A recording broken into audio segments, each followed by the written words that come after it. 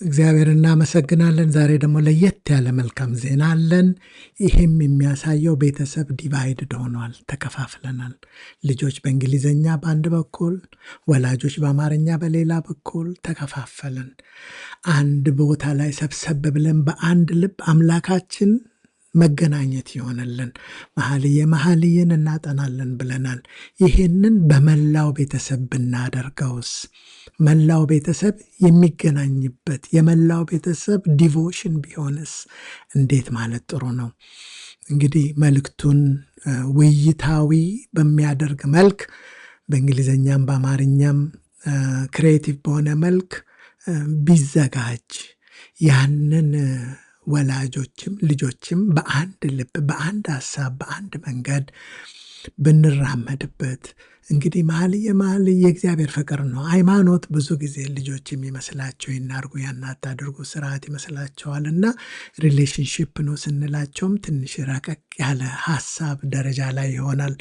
መኃልየ በክርስቶስ ፍቅር ውስጥ ስለመውደቅ በፍቅሩ በረከቱን በሙላት መግለጥ ይህንን ህይወት የሚታይ የሚዳሰስ የሚጨበጥ እንዲሆን ወላጅም ልጅም በአንድ ልብ ቢሆን ከዚህ በውስጥ ያለው የክርስቶስ ፍቅር ትዳራችንን ይፈውሳል፣ ልጆቻችንን ይባርካል፣ ለቤተ ክርስቲያናችን በረከት ያደርጋል እና ታሪካችንን ይቀይራል። የእግዚአብሔር የመንፈስ ቅዱስ ትልቁ ስራ የእግዚአብሔርን ፍቅር በእኛ ውስጥ ማፍሰስ ነው። በዚህም ደግሞ ክርስቶስን መግለጥ ነው፣ እርሱን ማወቅ፣ ፍቅሩ ለመታወቅ የሚያልፈውን ማወቅ።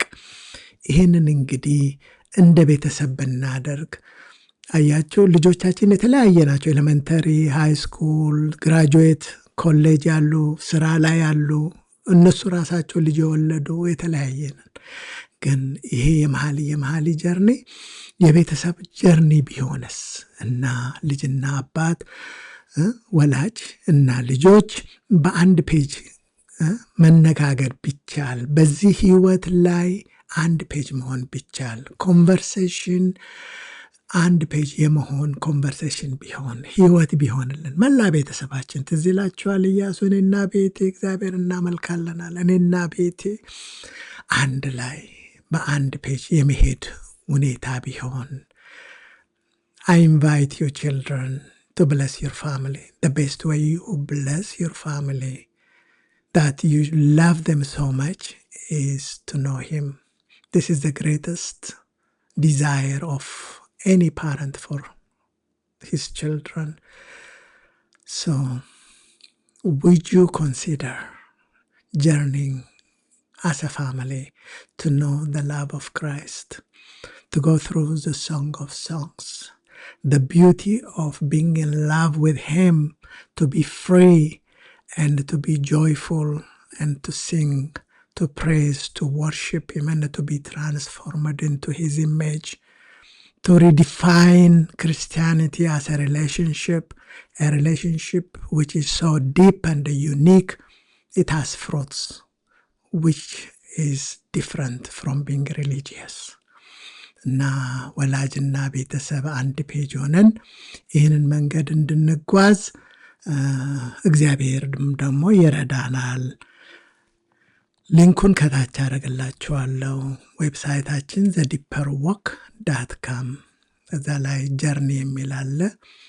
ያንን ክሊክ አድርጋችሁ ኢንፎርሜሽኑ እዛ ላይ አለ። በዙም መገናኘቱ የሚጠቅመው ዋን ዌይ አይሆንም። ጥያቄ ቢኖር፣ ምስክርነት ቢኖር፣ ህይወት ሼር ማድረግ ቢሆን በዙም እንካፈላለን እና እግዚአብሔር ይረዳናል በራሱ መንገድ፣ ክሪኤቲቭ በሆነ መንገድ፣ በመንፈስ ቅዱስ ኃይል፣ በጥበቡ አማርኛውንም እንግሊዝኛውንም አሰካክቶ እየተመጋገብን አንዳችንን እያስረዳን አንዳችን በአንዳችን እየታነጽንና እየተማማር ቤተሰባችን በእግዚአብሔር ፍቅር ይረስረስ፣ ቤተሰባችን ለክርስቶስ ይወረስ። ልጆቻችን አያችሁ፣ በትውልድ መካከል ጋፕ አይፈጠር።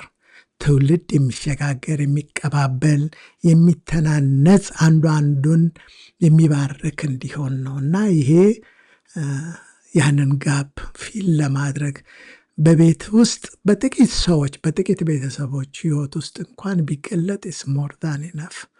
በቂ ነው እና እንደ ቤተሰብ ብንቀርብ ኢትዮጵያ ግማሹ ቤተሰብ፣ አሜሪካ ሌላው ቤተሰብ፣ እንዲሁ ኦል ኦቨር ዘ ወርልድ ተበትነናል።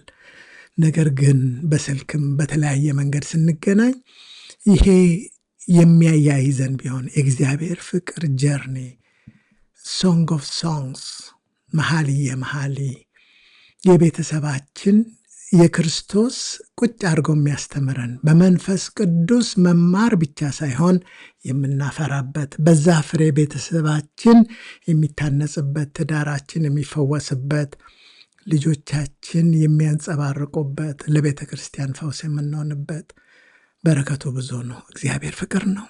ይሄ ፍቅር ይታወቅ ዘንድ የዘላለም ሕይወት እርሱን ማወቅ ይሄ ነው እንግዲህ የእግዚአብሔር አጀንዳ። እንደ ቤተሰብ እምብሬስ እናድርገው። እግዚአብሔር ጸጋውን ያበዛልናል።